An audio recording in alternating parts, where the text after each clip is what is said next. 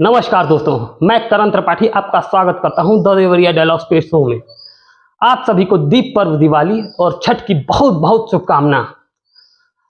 आज मैं आपसे एक निवेदन भी करूंगा, आप अधिक से अधिक स्वदेशी वस्तुओं का इस्तेमाल करें और स्वस्थ रहें, मस्त रहें और खुशियां मनाएं। दिवाली की खूब सारी खुशियां मनाएं और अपना ध्यान रखें। नमस्कार। नमस्कार दोस्तों, मैं करण त्रिपाठी आपका स्वागत करता हूं द देवरिया डायलॉग्स के शो में। आज हम बात करेंगे देवरिया की धरोहर नागरी प्रचारणी सभा, जिसका शताब्दी वर्ष अभी कुछ वर्षों पहले मनाया गया है। आज हम बात करेंगे श्री इंद्र कुमार दीक्षित जी से, जो कि उसके इतिहास के बारे में बहुत सारी जानकारियां रखे हैं और पूर्व के मंत्री भी रह चुके हैं और अभी भी सक्रिय रूप से उसमें काम कर रहे हैं। तो हम सर, आपका प्रणाम। नमस्कार और करण जी। ये हम लोग आज के विषय में आप बताइए, स्थापना इसकी कैसे हुई? देखिए, बहुत ही अच्छा प्रश्न आपने किया। नागरी प्रचारणी सभा देवरिया उस समय 20वीं शताब्दी के प्रारंभिक वर्षों में जब हमारे देश की स्वाधीनता को लेकर के समाज में एक लहर आ रही थी और गांधी जी दक्षिण अफ्रीका से आकर के और देश में स्वतंत्रता का एक चिंगारी उन्होंने जगा दिया था, तो ऐसे अवसर पर अपने स्वभाषा, स्वदेशी और अपने स्वाधीनता को लेकर के जनता में एक कुलबुलाहट शुरू हो। उस समय देवरिया सन 1912-15 के कालखंड में एक कस्बा हुआ करता था, लेकिन यहाँ जागरूकता बहुत थी, प्रबुद्ध वर्ग जो है बहुत जागरूक था और उन लोगों ने काशी नागरी प्रचारणी सभा वाराणसी के तर्ज पर यहाँ हिंदी के प्रचार प्रसार के लिए और हिंदी के प्रचार प्रसार के माध्यम से स्वतंत्रता को हासिल करने के लिए कुछ सभाएं बैठकें करना शुरू किया। और ये पंडित हर्षधर द्विवेदी जो एक प्रकाश पुंज की तरह से यहाँ नागरी प्रचारणी सभा में आते हैं जी, उनके एक आलेख के मुताबिक बैठकें तो 1912-15 से ही शुरू हुई थी, 12-13 से ही, लेकिन 1915 में उन्होंने निश्चित किया कि सभा की स्थापना हो गई है। और ठीक उसी के बाद काशी नागरी प्रचारणी सभा के संस्थापकों में से एक और देवरिया के गवर्नमेंट कॉलेज के हेडमास्टर के रूप में पंडित राम नारायण मिश्र जी आते हैं। उनके सहयोग से नागरी प्रचारणी सभा स्थापित तो पहले हो चुकी थी, लेकिन इसकी सक्रियता बहुत बढ़ गई और इसका उन्नयन शुरू हो गया। जी जी। अब हम आज के विषय में आते हैं कि आज के समय में आप किस तरीके से देख रहे हैं नागरी प्रचारणी को?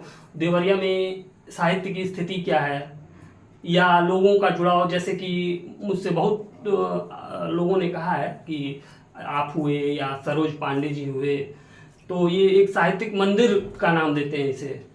एक बार मुझसे मिले थे वरुण पांडे जी, तो वरुण पांडे जी ने मुझसे कहा कि मैं जब भी इस रास्ते से निकलता हूँ तो एक बार प्रणाम करके निकलता हूँ।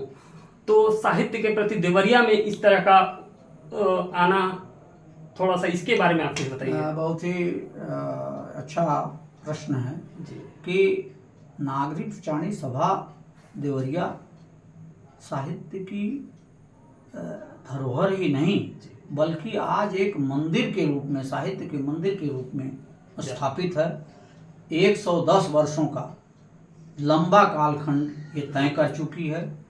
इसमें बहुत उतार चढ़ाव भी आए हैं जी, लेकिन पिछले 10 वर्षों से मैं कह रहा हूँ कि पंडित सुधाकर मणि त्रिपाठी जी जब इसके अध्यक्ष हुआ करते थे और मंत्री के रूप में आया, तो भवन के स्तरोन्नयन, भवन के जीर्णोद्धार के साथ साथ इसकी साहित्यिक गतिविधियों में भी इसमें तेजी आई थी और अपने भारतवर्ष के विभिन्न तबकों के विद्वानों को बुला करके यहाँ सम्मान करना, नियमित नागरिक प्रचारणी सभा के अंदर जो है काव्य गोष्ठियाँ और विचार गोष्ठियों का संचालन करना, जी, गांधी जी के बारे में विचार विमर्श के लिए गांधी जयंती मनाना, तुलसी जयंती जो साहित्य के पुरोधा रहे हैं तुलसीदास जी, और समाज सुधारक भी रहे हैं जी, संत भी रहे हैं, उनकी जयंती, हिंदी दिवस का आयोजन, इसके बाद विश्व हिंदी दिवस का आयोजन और तमाम पुस्तकों का विमोचन जी, और देश के जाने माने विद्वानों को बुला करके यहाँ उनका व्याख्यान कराया जाना और उनको सम्मानित करना, ये सब गतिविधियाँ जो हैं धड़ल्ले से लगभग 10 वर्षों से अनवरत चल रही हैं। कोरोना काल में यद्यपि सारी संस्थाएं सुस्त पड़ गई थी, लेकिन नागरिक प्रचारणी सभा की गतिविधियों में कोई व्यवधान नहीं आने दिया गया। वर्चुअली तरीके से चल रही थी, जैसे कि वो ऑनलाइन वर्चुअल कार्यक्रम होते हैं, उससे वो गतिविधियाँ चलती रहीं। और आज शुरुआती दौर में इक्के दुक्के साहित्यकार जुटते थे। पुस्तकालय में पहले बहुत भीड़ हुआ करती थी, और पुस्तकालय का समय खत्म हो गया। खत्म क्या हो गया, मतलब लोग पढ़ने में रुचि कम लेते हैं। जी। समय तो पुस्तकालय का कभी नहीं खत्म हो गया। पुस्तकें जो हैं वो एक मनुष्य के समाज की धरोहर होती हैं। तो लेकिन ये है कि मोबाइल युग आ जाने से यद्यपि पुस्तकालय की गतिविधियाँ हमारी थोड़ी धीमी पड़ी हैं, लेकिन हमारा पुस्तकालय बहुत समृद्ध है और लगभग 25,000 पुस्तकें जो हैं यहाँ हैं। और आज जो है पुस्तकालय में उसका स्तरोन्नयन हुआ है और हर साल कुछ पुस्तकें मंगाई जा रही हैं और साहित्यिक गतिविधियों में इजाफा हो रहा है। अच्छा, इस पे आर्थिक दृष्टि से इस पे आप लोग कैसे काम करते हैं? ये नागरिक प्रचारणी सभा अपने प्रारंभिक काल से ही जन सहयोग से चलती रही। जनता ही उसका आर्थिक स्रोत रहा है। कोई शासन से या किसी सरकारी संस्था से इसको कोई सहयोग नहीं मिलता।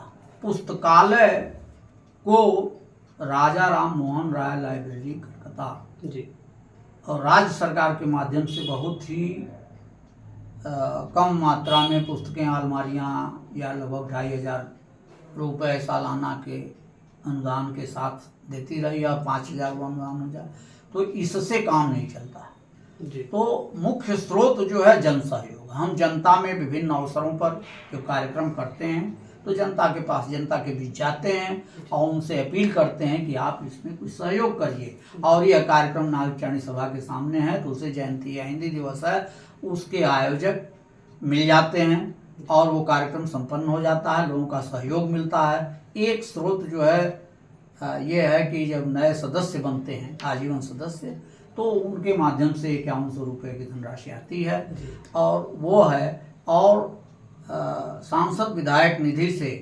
एक भवन नागरिक प्रचारणी सभा के मुख्य भवन के पीछे बना हुआ उत्तर तरफ, जिसमें एक सूचना विभाग का कार्यालय चलता है, उसका किराया कुछ आता है। और सामने 2 दुकानें हैं, इनसे कुछ नियमित, इससे एक लाइब्रेरियन रखे गए हैं परमानेंट, और कोई कर्मचारी इस समय मतलब वेतन भोगी नहीं है।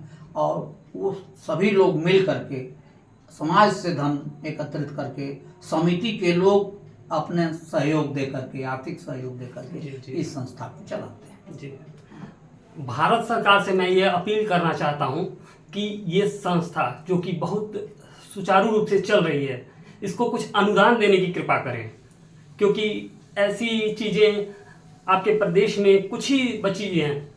तो इसलिए मैं सरकार से एक बार विनम्र निवेदन करूंगा कि इस सभा को आप सहयोग करें और इस कार्यक्रम को यही समाप्त करते हैं।